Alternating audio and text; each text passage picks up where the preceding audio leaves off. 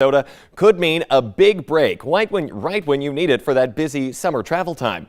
The Valley Today's JC Dodd joins us live on how some lawmakers are trying to ease that pain at the pump. The sign behind you, JC, gas prices pretty high right now in Moorhead. Good morning.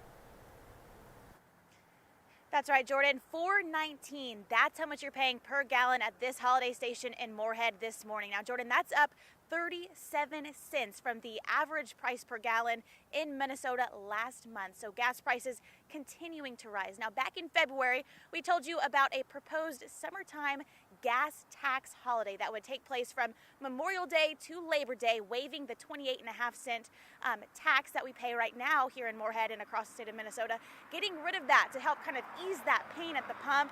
But Jordan, time is running out. The legislative session is scheduled to end next Monday, so 7 days from now it will end, and only 2 weeks away from Memorial Day. So if it looking like it's going to pass by Memorial Day, time is running out for those lawmakers to help relieve pain. But here in Minnesota, I just know relief cannot come soon enough. Yeah, I just filled up my pickup recently, just under $100, not even for a full tank there. So yeah, definitely expensive on the pocketbook. JC Dodd, yeah, reporting live in South Moorhead this morning. Thank you very much. The sun, the earth, and the moon aligned overnight for a total lunar eclipse. You got this beautiful view right there at one point. It was visible in North and South America even, as well as Africa and Europe.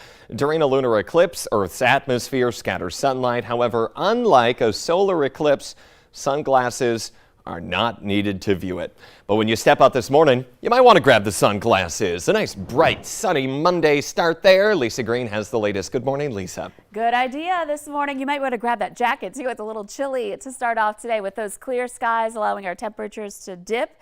And we're looking at some numbers in Fargo at 41 degrees. But when we factor in even a light wind, we're talking about it feeling more like 37. It's 43 in Moorhead. We've got that wind mainly out of the northwest, so it's a cooling direction, even though it's not that strong here for today with that clear sky and great visibility here this morning. Let's take a look at Grand Forks. The Red River's been receding a little bit in Grand Forks. That's great to see, but still out of its banks with some sunshine as we're looking from East Grand Forks into Grand Forks. We can see that sun reflecting off the buildings downtown, and it's only 39 there. So again, a chilly start with plenty of sunshine, feeling more like 34, and we'll continue to see some of that sun here as we continue on through the morning hours, thanks to some quiet weather and clear skies throughout the valley. Just a few clouds filtering in some spots like Devil's Lake over by Jamestown, and gradually we'll see that on the increase heading into the afternoon today. So looking a little bit different, slightly different out at the bus stop from when we start and when we end the day. We're going to be again cool but sunny this morning with light wind. This afternoon at the bus stop we'll have temperatures more into the 60s, so a little cooler than where we got to yesterday, and more clouds too. Some places more on the mostly cloudy side this afternoon. The wind remains lighter and out of the north for today. So beautiful, just a little on the cooler side compared to where we've been. It was a gorgeous weekend. Now, things are going to be changing here this week, so we want you to be prepared for what's to come. These are our chances for some rain. Expect today to be on the quieter side. We see some showers passing through on Tuesday and into Wednesday. They won't be widespread. They're looking more like some isolated to widely scattered showers. But going into Thursday, our next system that brings about a more impressive chance for rainfall approaches during the day, into the evening, and carrying over into early Friday. This is going to bring about some likely chances for some rain and even that chance for some strong storms on Thursday, and that's going to change some things up for us too. So flooding concerns, we'll be watching that for the potential for some places getting maybe an inch of rain or so in some areas with this latest system. Here's a look at the 7-day. Expect temperatures to rise Wednesday back into some 70s. That'll feel great, but that's right ahead of that storm system. And look at the drop we take into Friday, 47 degrees with some windy weather on Friday. This weekend we quiet down and start warming up again, but some ups and downs here today, looking pretty good for us here in the forecast. That's a pretty big roller coaster of temperatures, though. We're talking 73 to 47. Yeah, you know, it is springtime still, and we often see those big swings. I think we've been so cold that we were just kind of stuck in cold weather this spring. Finally, we warmed up, and now I think we're all ready finally for that warmer weather, but it's still May. We still have those ups and downs. It really is. All right, don't get ahead of ourselves too much. Yeah. Lisa, thank you this morning. 6:55 now. We have a number of traffic alerts for your morning commute. One is on I-94 in Moorhead. MnDOT is shutting down lanes overnight for the next 2 weeks so they can do some spring maintenance Sunday through Thursday of this week and next from 8 p.m. to 6:30 a.m. Drivers will not be able to get on I-94 from 8th Street. Crews are patching, crack sealing, stripping, and flushing out the bridge joints. The work is happening overnight to hopefully minimize traffic impacts in the Fargo-Moorhead area. Traffic on a stretch of 13th Avenue in South Fargo will also be down to 1 lane in each direction starting today for a concrete rehab project. Cones will be set up between Feichner Drive and 40th Street. This phase of the project should last about 3 weeks. And there is a 1-week lane closure starting today. This is on and near Fargo's 32nd Avenue South. Traffic will be down to 2 lanes on westbound 32nd Avenue between 41st and 42nd Streets. Plus, southbound traffic on 42nd Street will be reduced to 1 lane between 31st and 32nd Avenues.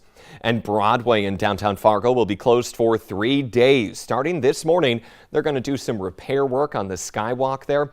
That closure is between 1st and 2nd Avenues North. Some small towns in northern Minnesota near Voyageurs National Park are calling for volunteers to help sandbag against what some people think could be a record flood. St. Louis County officials say floodwaters are soaking the town of Cabot-Agama, including 21 resorts and more than 150 lakeshore properties. Local volunteers have been sandbagging since last Tuesday. Communities are now looking for outside help.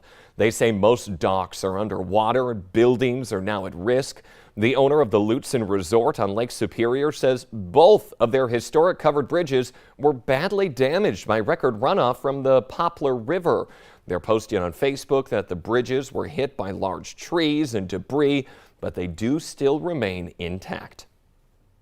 A skeptic of Minnesota's response to COVID-19 is now the state Republican endorsement to challenge Democratic Governor Tim Walz in November.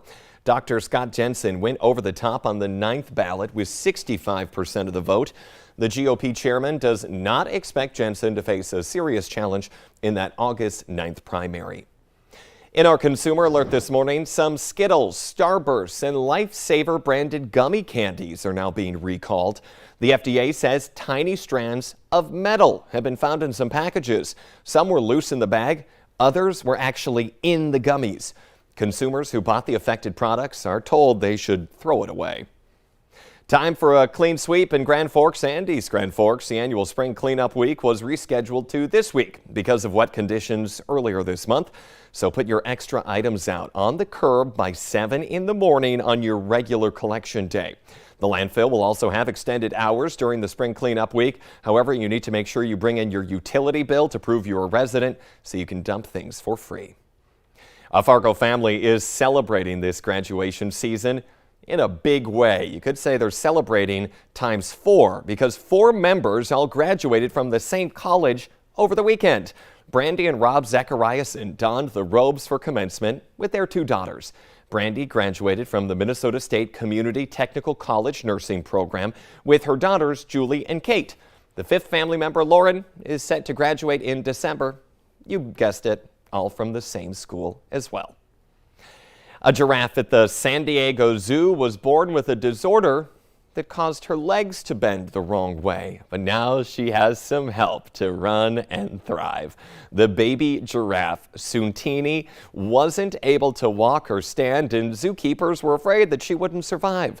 So they reached out to the expert, and through trial and error, they made some custom braces that were made for her. Look how cute she is there strolling down the hallway. If that doesn't make you smile on this Monday morning, don't know what will. The sunshine should also help. Beautiful sunrise in Fargo this morning. We continue on after this on the CW. Otherwise, have a great day.